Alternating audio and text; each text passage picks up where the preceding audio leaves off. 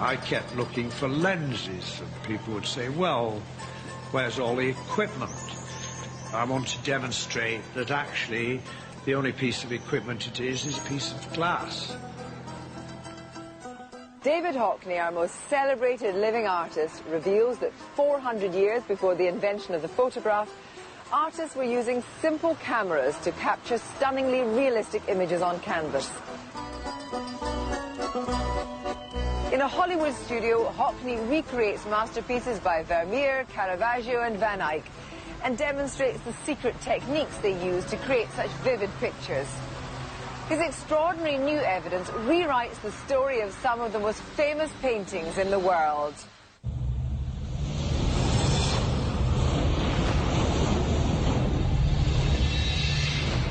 And the thrust looks good. All engines, all sources show the second stage is burning perfectly. Roger, 7. You have a go. At least 7 orbits. We thought we saw the 20th century on the news, film and elsewhere better than any previous century. Although we could say we did not see it at all, a camera did. Up to 160 years ago, all images were made by artists. Chemicals replaced them.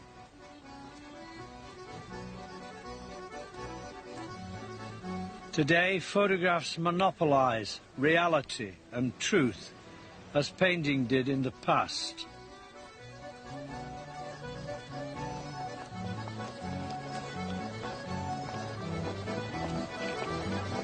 No electricity involved in this picture. It's done purely optically and very clear and very beautiful.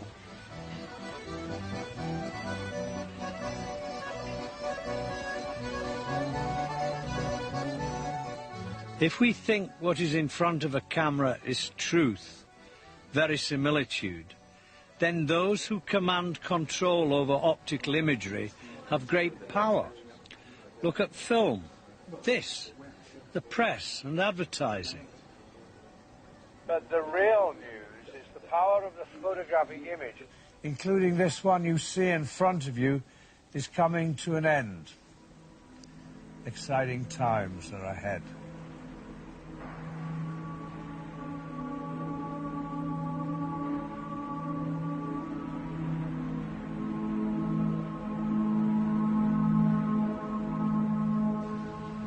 Here we are in the Hollywood Hills. Below are the lights of Studio City. We're all hard at work here making pictures in studios. I've been designing my own kind of Hollywood set. Here it's representing Renaissance Florence, Bruges and Ghent. They look brand new as they did 600 years ago. Because this is a set in Hollywood, this is Hollywood, too. Florence, Bruges, Ghent and Hollywood. 4 cities deeply involved in picture making.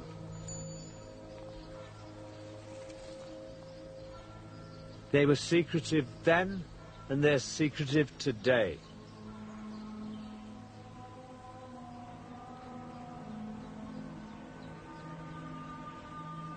On this set, and in other real places, I'm going to make experiments that I hope will begin to reveal secrets of how these pictures were made over the last 600 years.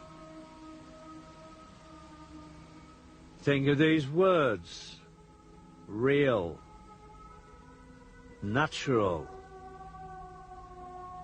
photographic, true to life. What do we mean when we use these words? Why does this Byzantine Christ look like this Van Gogh? This all started with a hunch. Ingres, the great 19th century French portrait painter, he had a show at the National Gallery in London with drawings made of English tourists on the Grand Tour going to Rome.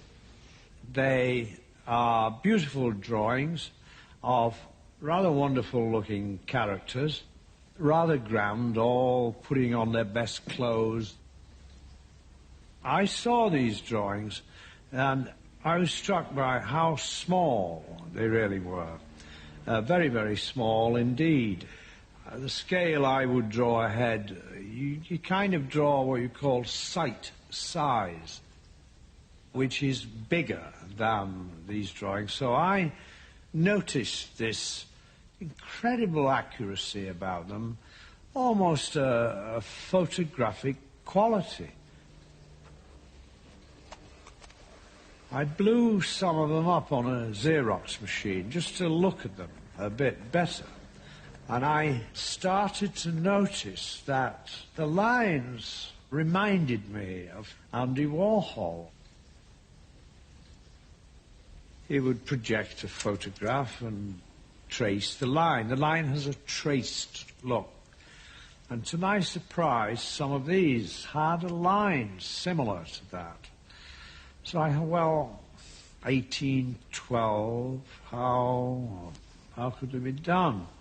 And on a hunch, I thought, I wonder if he used a camera lucida.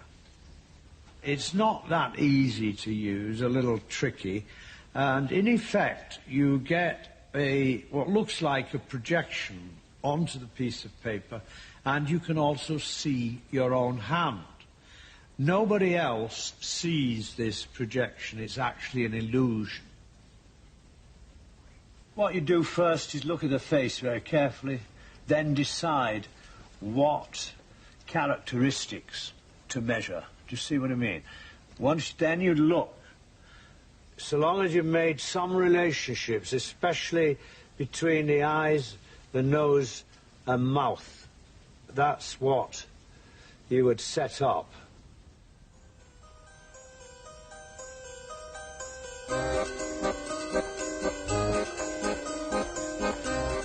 In my studio, we pinned up hundreds of colour photocopies of paintings.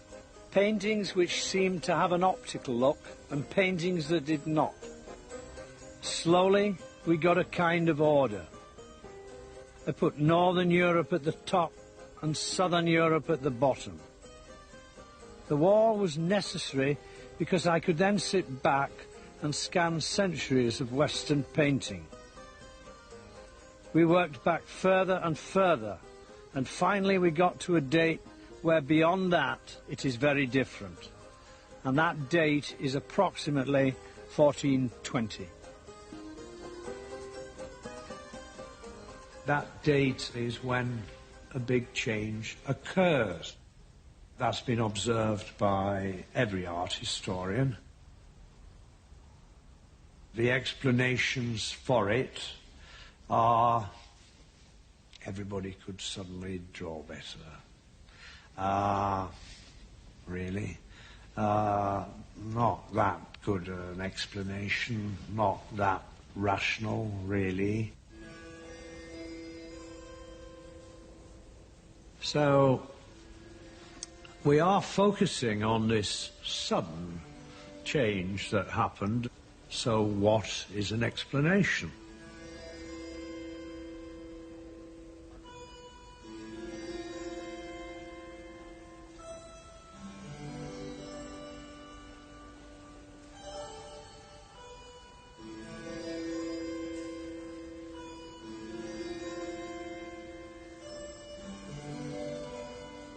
These faces are highly individualistic.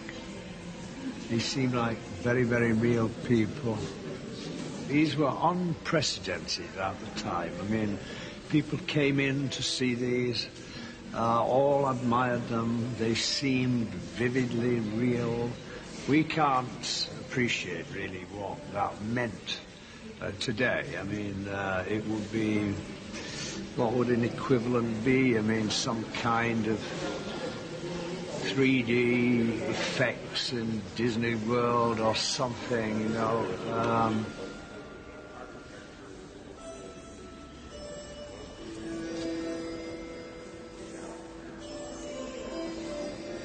There is very strong lighting on the faces generally, there is a very strong contrast. The strong contrast like that is really made with the sun. You're not getting a strong contrast on my face in here because the sun actually isn't beaming in.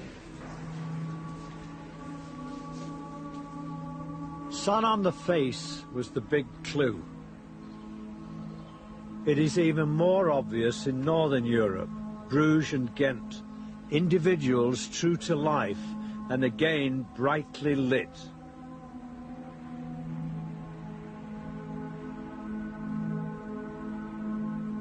Look at the deep shadows, small irises. They were sitting in very strong light, the sun.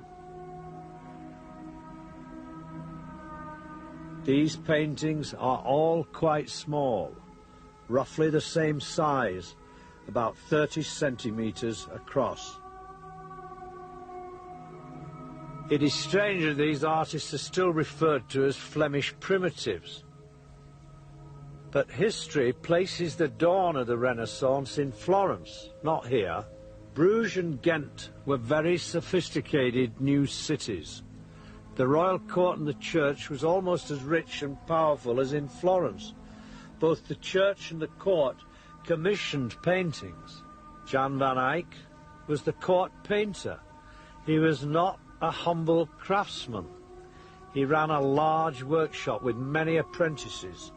He was an intellectual, a theologian, and a scientist. He is described by Vasari as an alchemist and credited with the invention of oil painting. Primitive?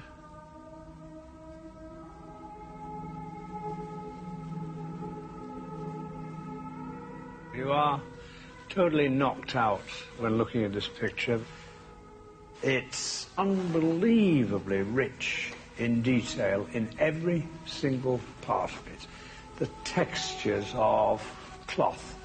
The canon is holding a book with a kind of chamois leather that wraps the book.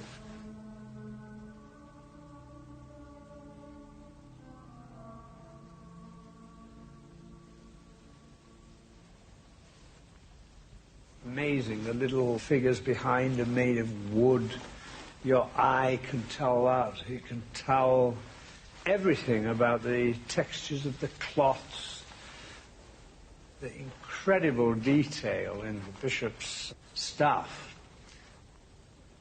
Anything that's shiny, they seem to particularly love. The armor is polished. All the gold thread in the bishop's coat. The shines look amazing. They look correct, as we'd say. You could almost say at times, they look almost like photographs. You could almost say that.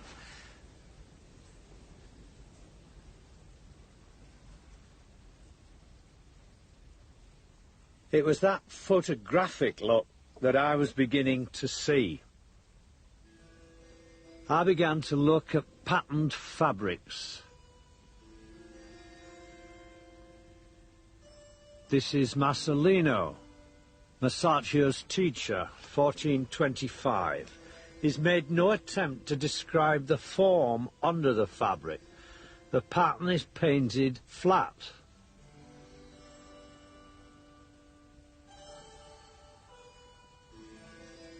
Van Eyck's fabric, done 10 years later, is very different. See how beautifully the pattern follows the form. Absolutely believable on the surface.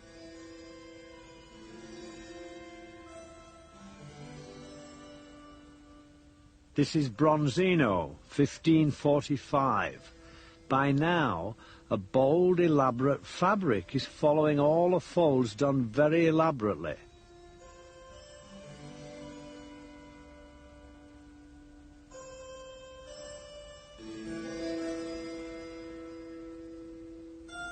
Now, armour. The problem with shiny surfaces is when your eye moves, the shine moves.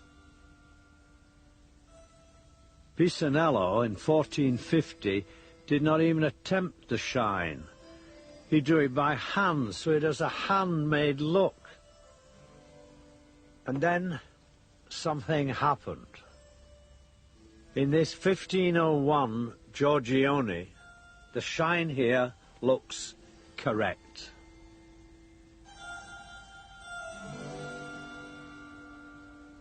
By 1625, Van Dyck's armour with a delicate etched pattern could almost be a photograph.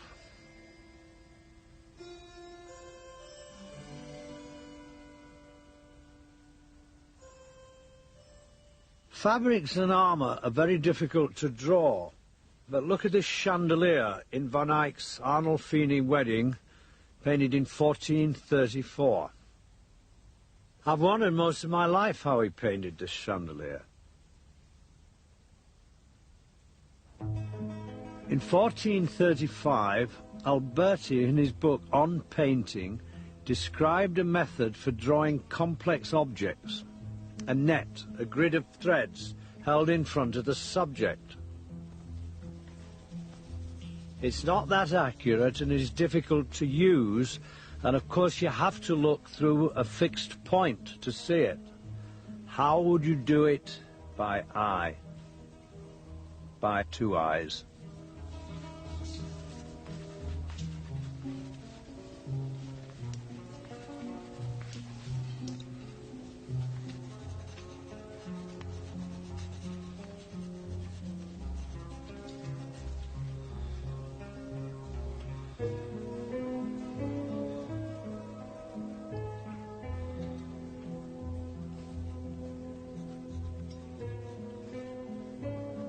Anybody who knows the slightest thing about technical drawing, tracing, architectural drawing, engineering drawing, anything, will know that what I was trying to do on this piece of paper was conceptualize into 2 dimensions this fantastic, complicated, marvelous chandelier that appeared in a painting in 1430.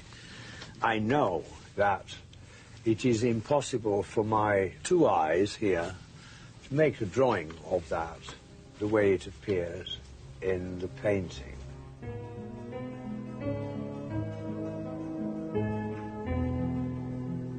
With a computer, you can turn the chandelier around. The very fact you can do this tells us that it is drawn in perfect perspective from a single point. And yet the methods for drawing something this complicated did not exist for at least another century. So how did artists in 15th century Bruges do it? Well, today they would have used a camera to take a photograph, a slide, project it onto the canvas, and then trace it. There are descriptions 100 years after Van Eyck of dark rooms with a lens called a camera obscura, which simply means dark room.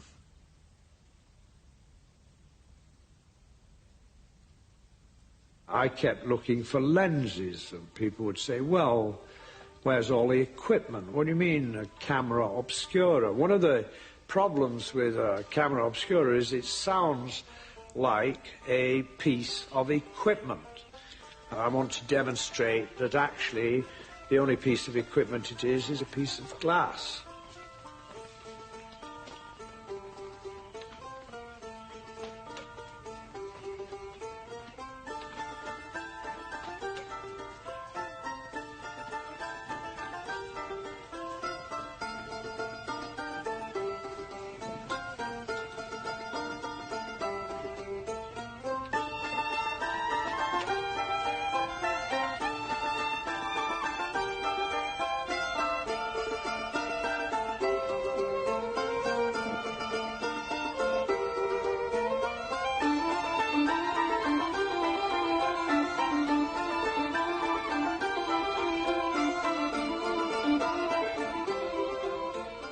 In the 1700s, we know Canaletto used a camera obscura.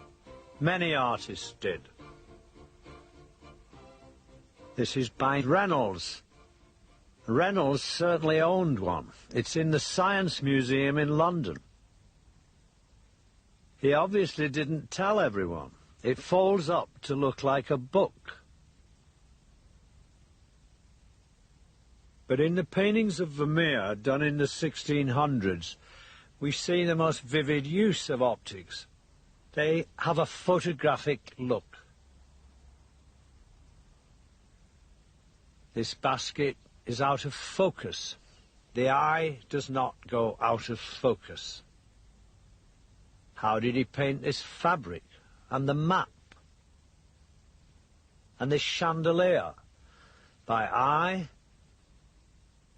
These paintings looked strange to people at the time they were painted. The foreground objects seemed too big, but not to us. We are used to looking at photographs.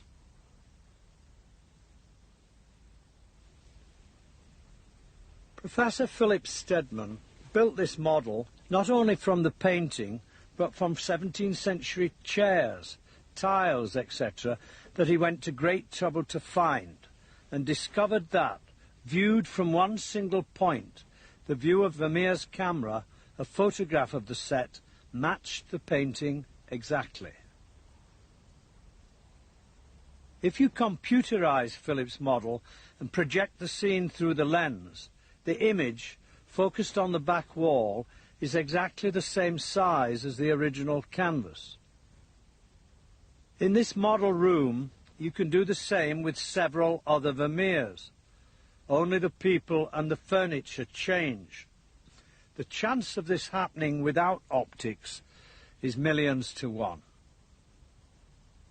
You need quite a big lens because of The light. you're indoors and you need to see detail, and also you need to project an image the size of the painting, which is, you know, this kind of size, so you need something that will project over that area. You don't need it all in focus at once, because of course you can refocus a bit.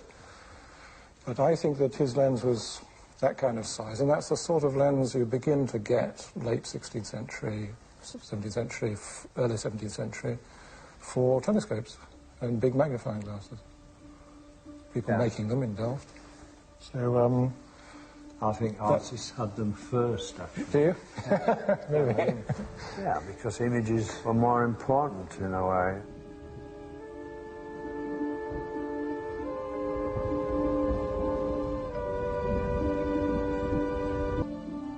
When we were constructing the wall, one picture we found was a picture by Lorenzo Lotto. I think it's 1545, and there is an elaborate tablecloth, and we could notice at one point this tablecloth goes out of focus.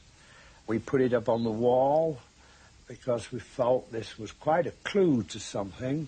Our eyes don't go out of focus. Doing it geometrically would see everything in focus. If you're working that out in linear perspective, everything is in focus. So I happened to show this to a new friend, Charles Falco, and he's a scientist, not in the arts at all. And next day he faxed me saying he'd been thinking about that painting and he realized there were some real clues in it. That particular painting probably had enough information in it for me to calculate the lens that had been used. Well, over the next couple of days, I made measurements on the painting, and there are several features in that lotto that are independent confirmation that a lens had been used. In fact, there's so much information in it, I was able to calculate the focal length and diameter of the lens to reasonable accuracy. What we seem to have found was Lotto's solution with using a lens causing a depth of field problem. When the focus moves from foreground to background, the scale changes. Placed together, the two halves will not match. Lotto had to paint the problem area out of focus. To the right-hand side of that lotto, there's a very small but measurable change in the vanishing point at the same depth into the painting as the central feature where it goes out of focus. The laws of geometrical optics prove that Lotto used a lens. And so that's the thing that's different about this. If you understand the science, you realize that this isn't just a nice story. It's a scientific fact. This proof established an artist using a lens in the 1540s. The change we had seen on the wall, though, happened in Van Eyck's time, more than a century before. We were stuck. There was a huge weight of opinion that artists could not have used optics as early as this because glass was such poor quality that you could not make a good lens. During the course of conversations and discussions, I happened to mention that, well, of course, a curved mirror also is a lens. And this was a sort of statement that scientists regard this as obvious. A physical scientist knows this, that a curved mirror, like a simple shaving mirror or a makeup mirror in the bathroom, forms an image or can be used to form an image. And David didn't know this. There's no doubt they had mirrors. I mean, they had convex mirrors. If they had convex mirrors, it's absurd to say they didn't have concave mirrors. It's actually just a piece of glass the other side. Remember, the great image makers, Van Eyck and so on, again, are going to have whatever latest equipment is available, like Hollywood will, or anywhere will. Concave mirrors have been known since antiquity. They were called burning mirrors. Archimedes was thought to have used burning mirrors to burn the Roman fleet that was trying to sack Syracuse around 0 BC. Well, at the same time you're focusing the sun's rays, you're also forming an image. Now, under normal circumstances, you don't notice the image because the bright glare from the bright sunlight that's focused washes out the image. So it's inconceivable to me that somebody in the right circumstances didn't see an image. And it's obvious to me that Van Eyck saw those images, and the difference between them and others over the 1,000 years before is they were smart enough to know how to make use of it. Well, here we have a marvelous color projection of the tower. You can see the ivy is blowing in the wind. It's moving. Very beautiful color. This is done with a very simple mirror.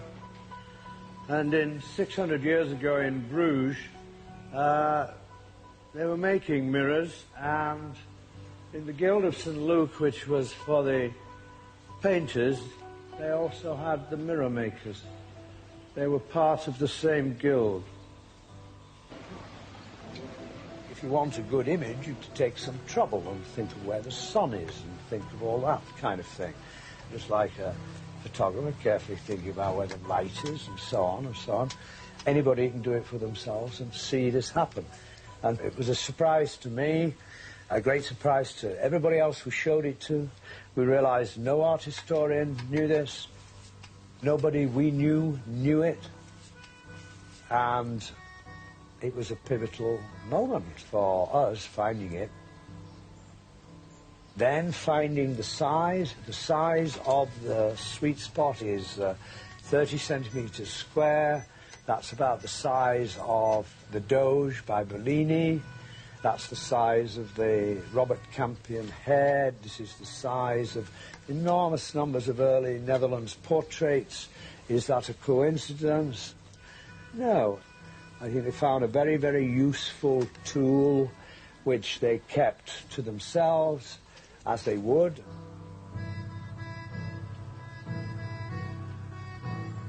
Van Eyck never wrote down any formulas whatsoever for the marvelous glazes he was using. They were not written down, probably in case somebody else got them who he didn't want to have them. There was a rival, meaning they were in business and he needed other things. So he's not going to tell them exactly how he does things.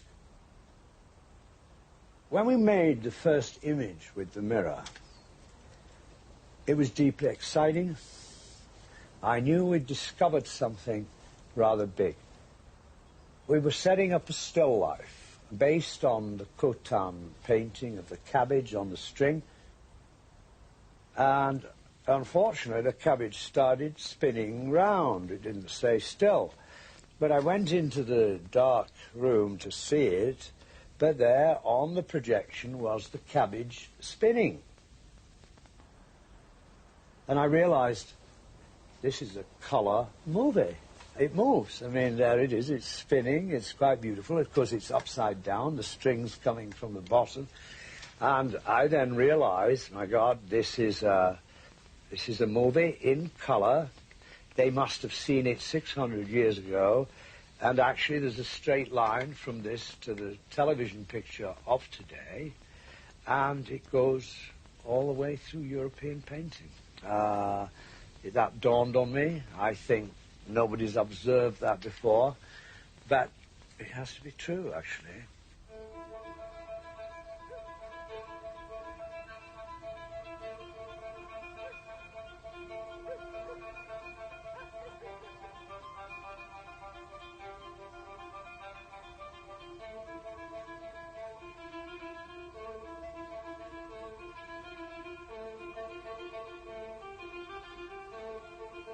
You could have a string grid here and so on.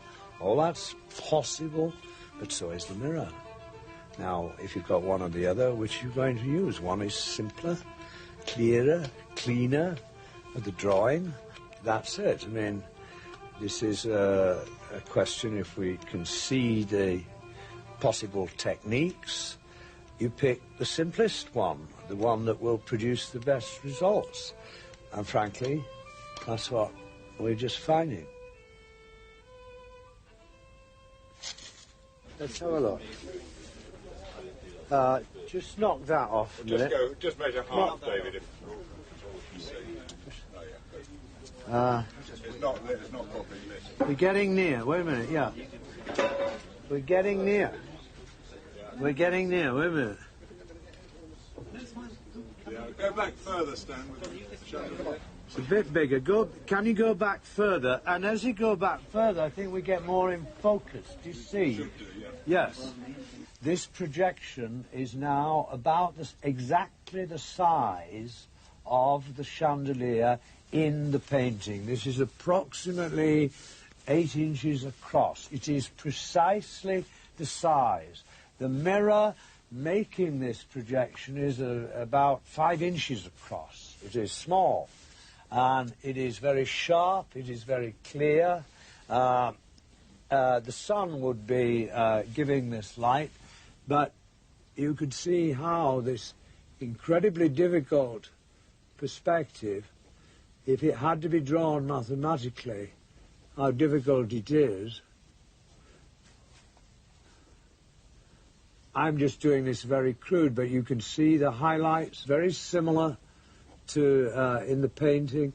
You see, I'm just measuring little things. It will be extremely difficult to get these shapes, negative shapes, positive shapes, but here you can see it.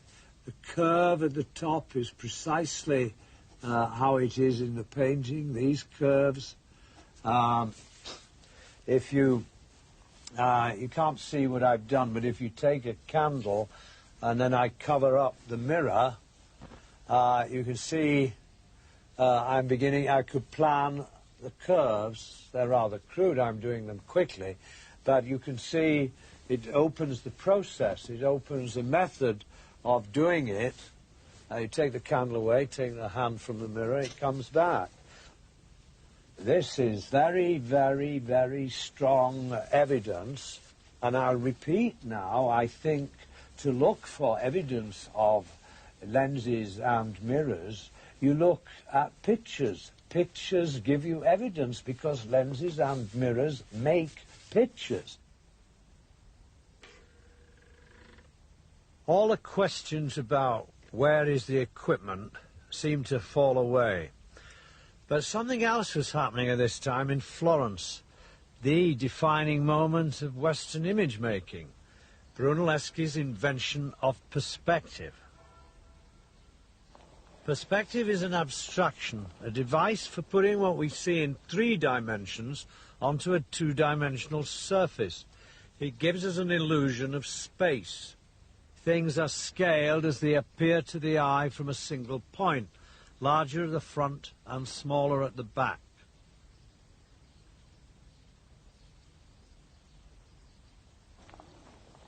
Brunelleschi famously made a painting of the baptistry that astonished Florence. Made sometime before 1412, it was, suspiciously, 30 centimetres square. I was taught it was based on abstract geometry. But how was it conceived? Did he see something first? We went to Florence to do an experiment in the precise position where we know Brunelleschi painted his picture. 3 braccia, that is about 2 meters, inside the doorway of Florence Cathedral. Early in the morning the sun is on the baptistry, but inside it is very dark. It is a camera.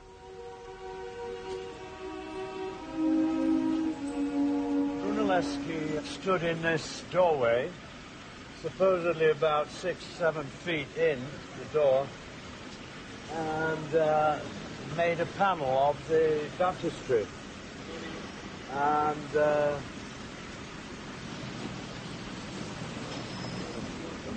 we think he did it. He made a perspective picture. We know that. The mirror makes a perspective picture. Brunelleschi was the man in charge of every tool there was in Florence. He's building a dome on the cathedral. Every bit of latest technology was there. The descriptions of the pulley system they described for him to pull things up. It's therefore, it seems to me, not possible that he didn't know the mirror would do what we did in Florence. Brunelleschi had to have known. It's not possible we were the first people to do that.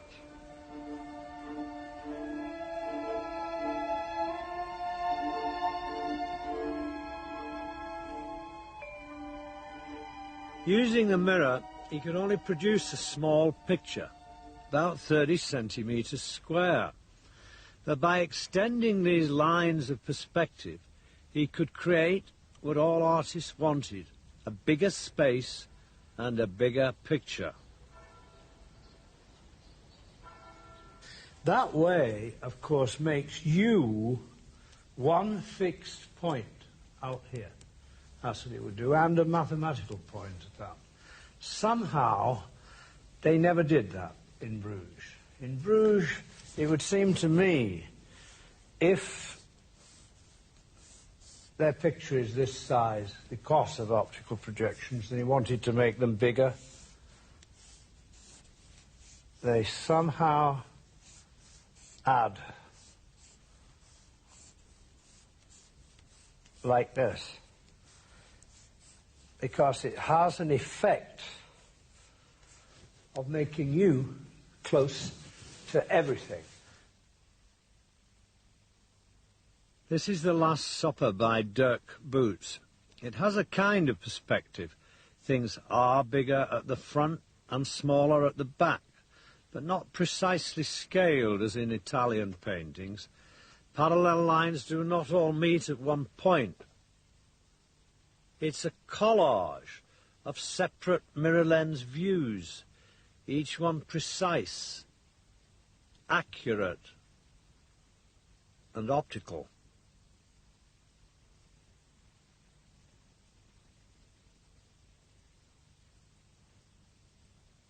The reason, perhaps, I was able to see this is that I had done something very similar myself. I made my Polaroid pictures because I was dissatisfied with the limitations of a single photograph and wanted to make a bigger picture. Each individual Polaroid is precise, accurate, optical. You get a different kind of space. And yet to me it's closer to how we really see, with two eyes and the eye being part of the mind. You could call it a wonky perspective. Like us, we're wonky.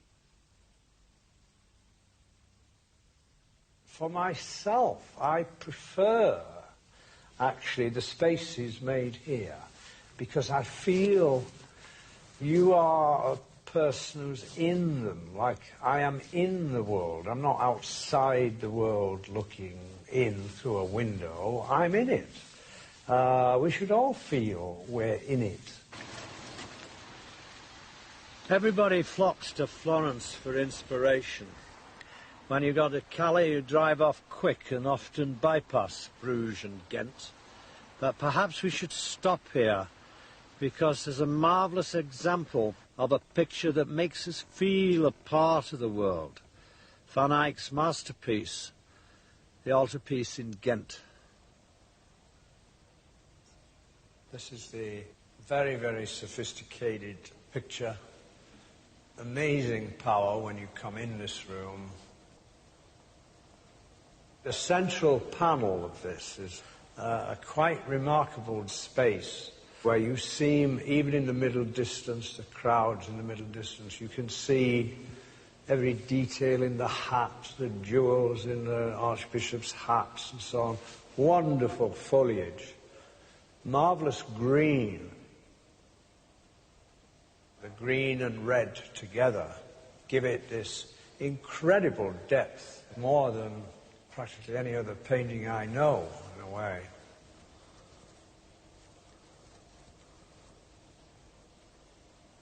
I've just put together a reproduction of a desert high road I'd done 16 years ago, and I put it next to the center panel here. And I immediately saw there must be similar principles at work here. In the Perdido highway, it looks as though you're stood outside the picture at first. But you don't remain outside very long, because actually I was never stood outside any area. You were close to everything. A stop sign, I was up a ladder doing it. You were close to it. Somehow Van Eyck was close to everything here until you get to the far distance.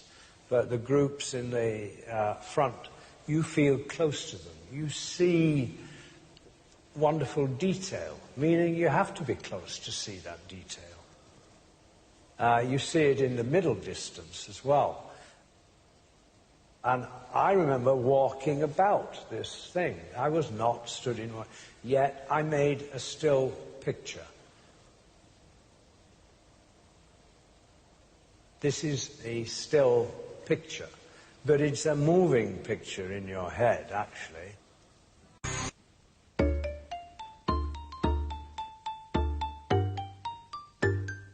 Concave mirrors were used by artists for about a century. But then a superior technology came along, the lens, which is much more versatile. The projections now can be almost any size you want. They can be life-size, they can be tiny, they can be anything. With the mirror lens, that's not true. You see, it's a certain scale, it's that scale of the Netherlands portraits. So obviously, once you got this superior piece of equipment, you don't bother with the other. This is Sic Bacchus by Caravaggio, painted in 1594. To me, this seems to have been done with the concave mirror, because it's constructed in sections like the Flemish paintings.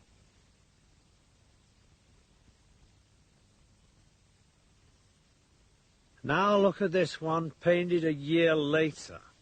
The space is quite different. Look at them together. The one on the left is much closer to you. It seems more like the Flemish painting. The one on the right is set back further, more like a photograph. These two paintings, it seems to me, show the move from mirror lens to lens.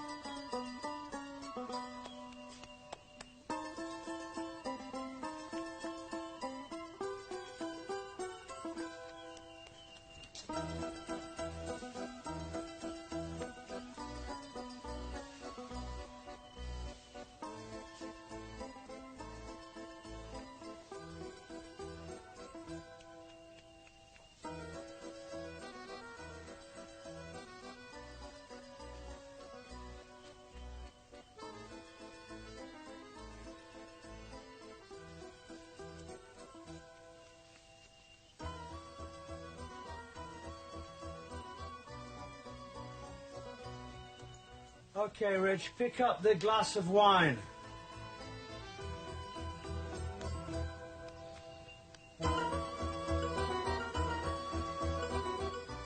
Pull it back to you a bit more. Hold it there.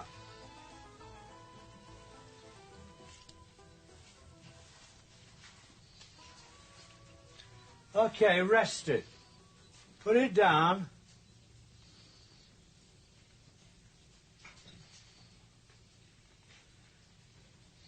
Now pick it up again and I'll tell you exactly where to put it.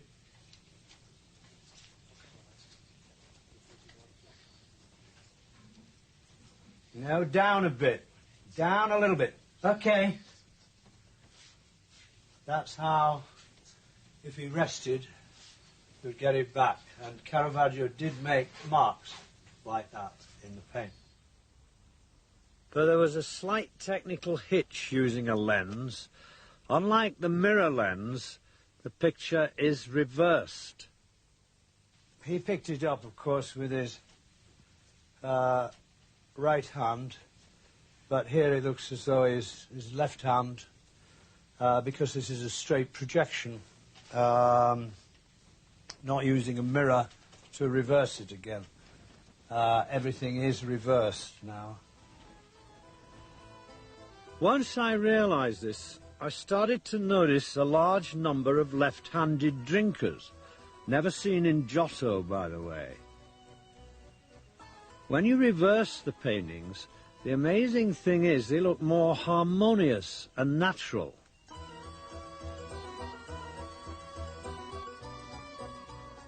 In this painting of 1660 from the Franz Hals Museum, everyone is left-handed, including the man pointing at them. Try that with your hands. The chances of finding 3 left-handed people and, look, a left-handed monkey seem to be remote.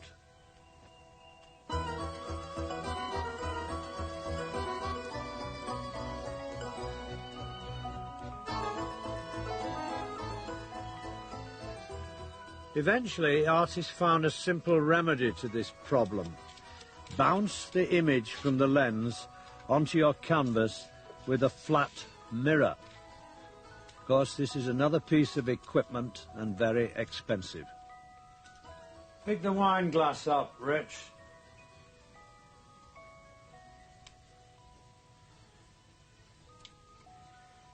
He now picks it up with his right hand because the mirror, flat mirror, is reflecting the image through the lens. Beautiful.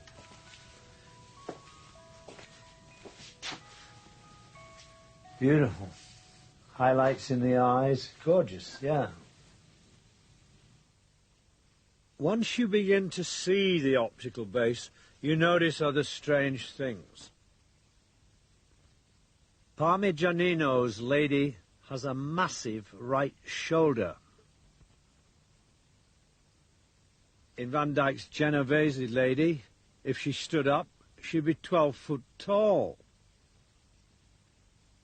The Peasant Wife, by Georges de la Tour, has legs out of proportion to her body. She seems to be on stilts.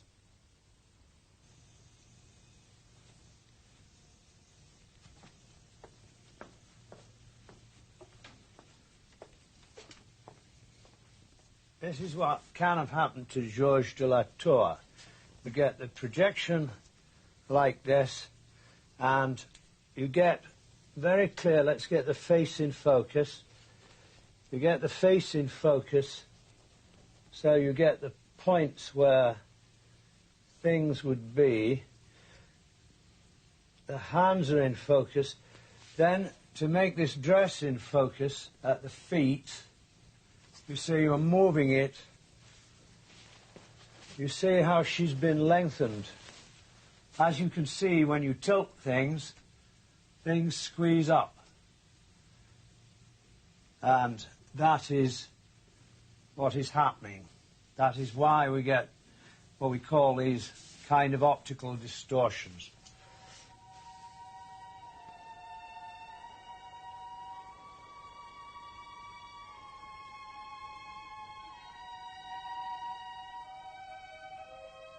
You see, it's a very simple way the lens can move. It just tilts that way or that way. It can also actually tilt this way and this way. It's now going out of focus. As I'm tilting the lens, it would focus something else. From about 1500 to about 1860, you never see a badly done basket. They always get the weave in the right place.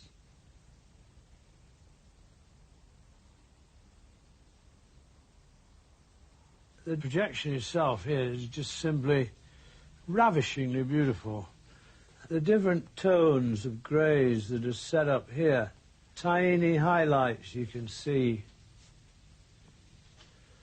If I'm looking at it three-dimensionally, they're quite hard to see exactly where they are, because if you move as well, the shine changes. Here it does not. It will not change. Beautiful, absolutely beautiful. Techniques of using the lens, of course, varied enormously. The work doesn't have to look like a photograph. Frans Hals, for example, never made a drawing. There's no known drawing by him. He worked straight onto the canvas with very loose brushwork, yet the underlying precision is uncanny. Almost no drawings survive from Velázquez either. He didn't seem to make many. I always wondered, how did he paint that silk so perfectly, so fast?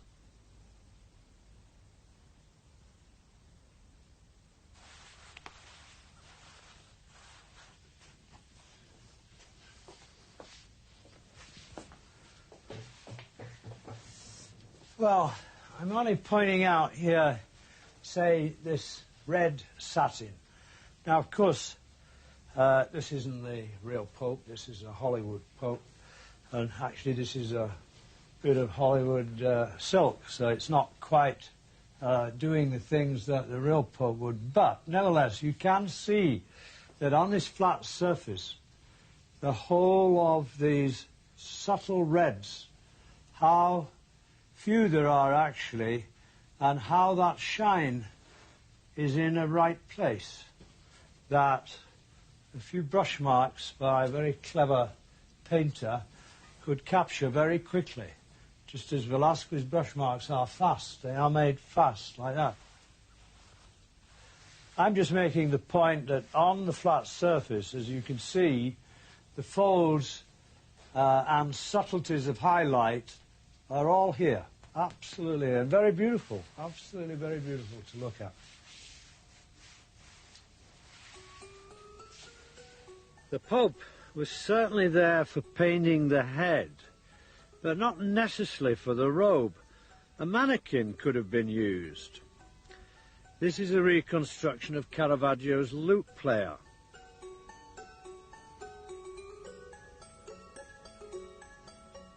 Once you see a projection like this, you fall in love with its magic, capturing the three-dimensional world on a two-dimensional surface. For an artist to see it is to use it. They would have been thrilled.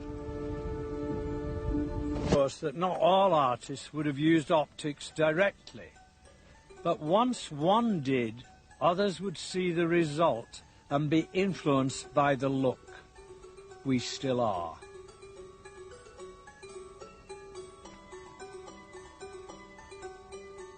The mirror lens seemed to be used for drawing first and then painting.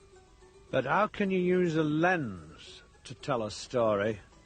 The master of setting this scene seems to be Caravaggio. Let's look at the Card Sharks by Caravaggio. It's a story about deceit. There are 3 brightly lit figures in the painting, but he's used one model twice.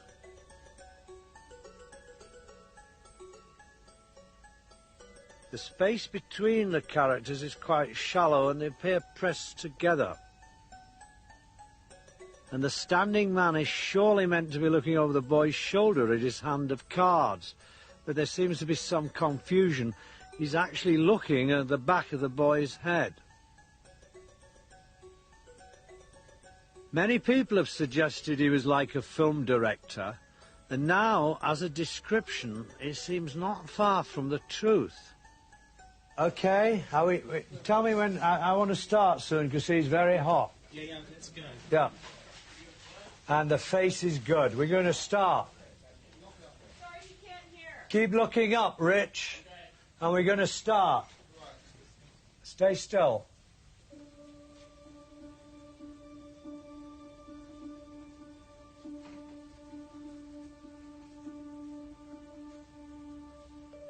The first problem is a lens can only project one model at a time. In fact, the lens has a hot spot in the middle, so Caravaggio would have to find a way of dealing with this. He would work out where in the composition the projection is required.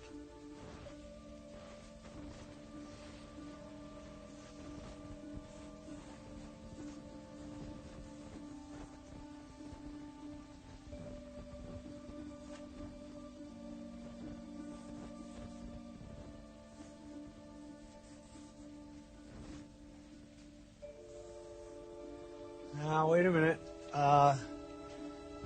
You can move in 1 minute. Wait a minute.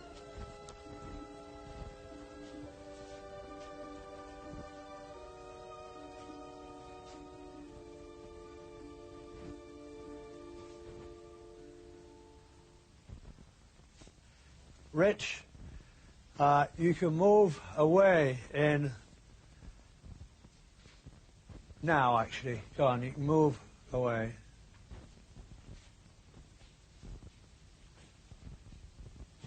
Okay, now, I want to do his hand. Another essential is to decide where to focus the lens. I'm having to reposition the canvas to get his hand in focus. Don't forget, we saw this happening in the Lotto painting. Changing focus changes scale. You can see that quite clearly in Caravaggio's Supper at Emmaus of 1601. This hand here is bigger than the bowl of fruit.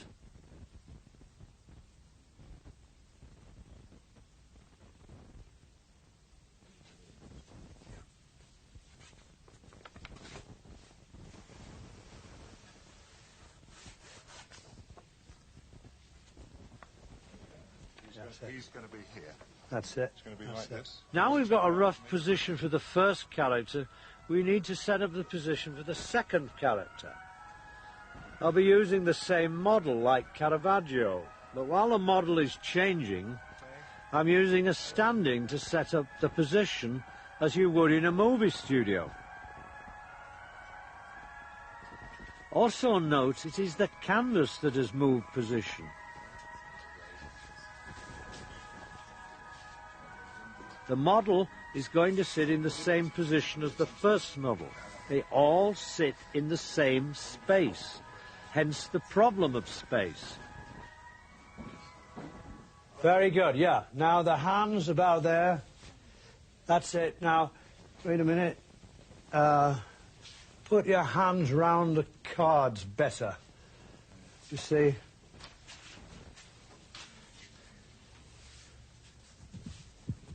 Very good. And look at the cards rather innocently.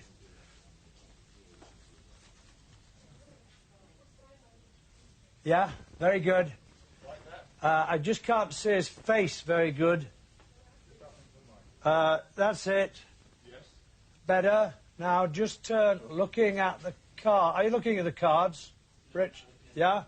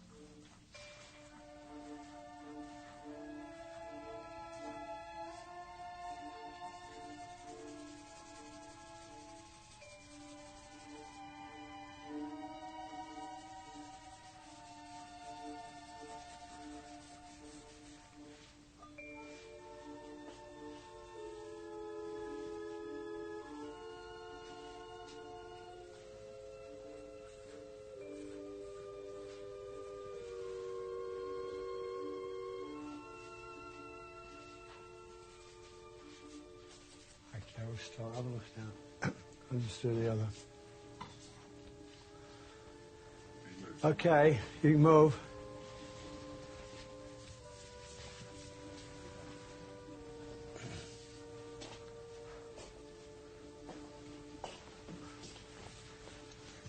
And now we want...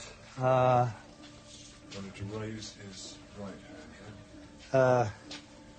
Let me just show him that. He's now to be looking back here. Looking back here. Looking over there. Next, the last figure. What I'm trying to do is position his head so his eyes are looking at the cards. But as with Caravaggio, the whole process is very difficult because the model is looking at something that is not there. You see this in movies too. When actors are filmed in close-up, it's usually done separately, so they have no fixed position to look at, and it's very easy to get the eye line wrong. You can see this in other paintings. Doubting Thomas, for instance, looks past his finger. This is hard. This is very hard. I can't see the... Okay, wait a minute. Just leave it there. Okay, stay still, please, Michael.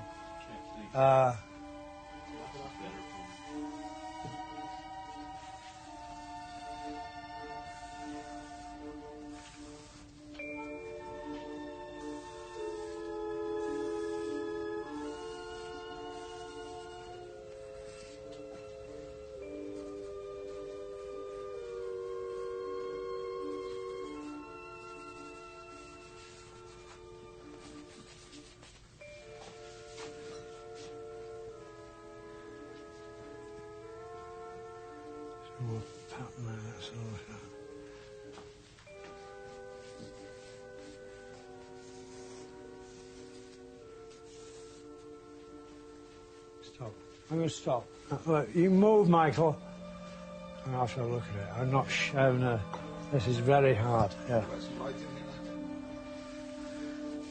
Let's have a look at it, actually. Think of that? Bob? Yeah.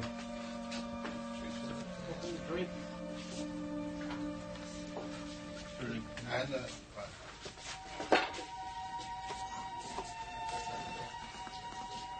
Of course, I knew about the problems afterwards, and we're still having problems of eye, line, scale, and so on.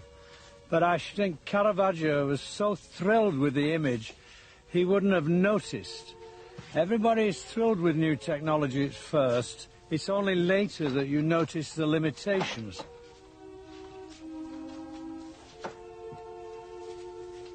But his eyes are in the real painting are looking behind, actually. He did it like that, didn't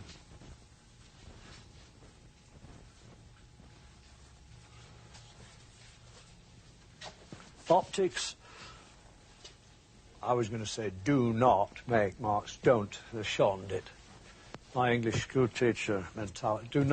Optics do not make marks. I made the marks. The optics made a picture there, but that picture is ephemeral, remember.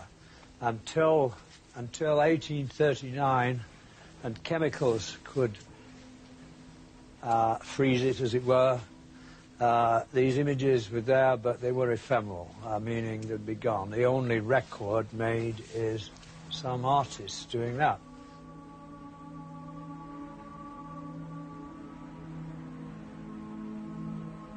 The artist paints the pictures, and it is his painting skills that count.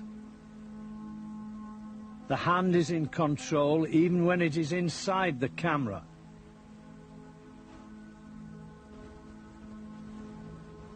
And then in 1839, chemical photography was invented by Daguerre in France and Fox Talbot in England almost at the same time.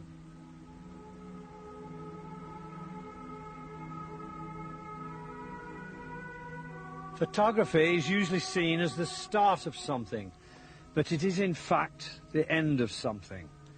The artist's hand in the camera was replaced by chemicals. After the invention of photography, painters no longer had a monopoly on images you could call real, natural, true to life. So artists began to look elsewhere for other ways of depicting reality. This 1889 Van Gogh is not considered real like a photograph. It's a reaction against the photograph. Nor is this Byzantine Christ considered true to life. It's done before artists discovered optics could be used to make pictures. Before and after, very similar. Awkwardness returned to painting about 1870. An avant-garde emerged. They wanted to find fresh ways of depicting the world. Cézanne doubts the position of things. He is using two eyes. It's more human. Cubism in the early 20th century combines multiple viewpoints.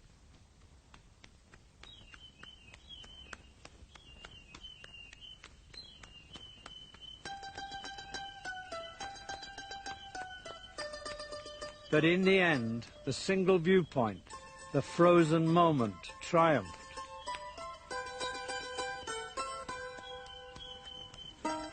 With the advent of film and television, the tyranny of the lens was complete. With a moving image, it's almost impossible to have more than one viewpoint. But we are now at the end of chemical photography. A new tool has arrived, the computer.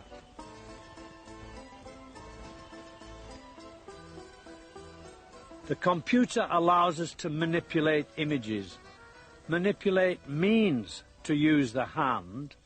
The hand is back in the camera. Chemical photography only lasted about 170 years.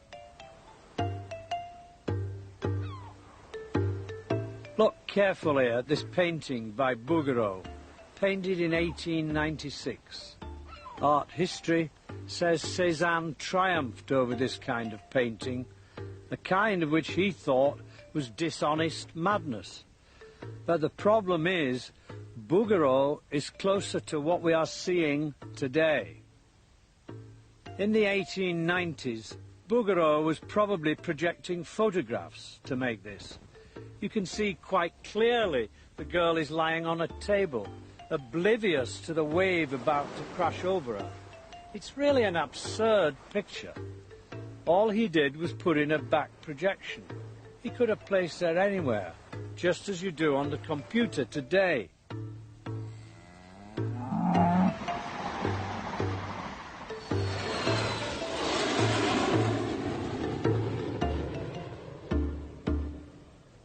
We seem to live in an arrogant age. In fact, the idea that there is not much to learn from the past is rather disturbing. In some ways, we might say we do know more, but we seem to have forgotten some things that they knew in the past. You could say we still live in a perspective nightmare. A single point of view will always restrict our perceptions. There seems to me a great, big, beautiful world out there, and we are hemmed in. Don't you want to get out to see a bigger space, a bigger picture? I think we do. Exciting times could be ahead.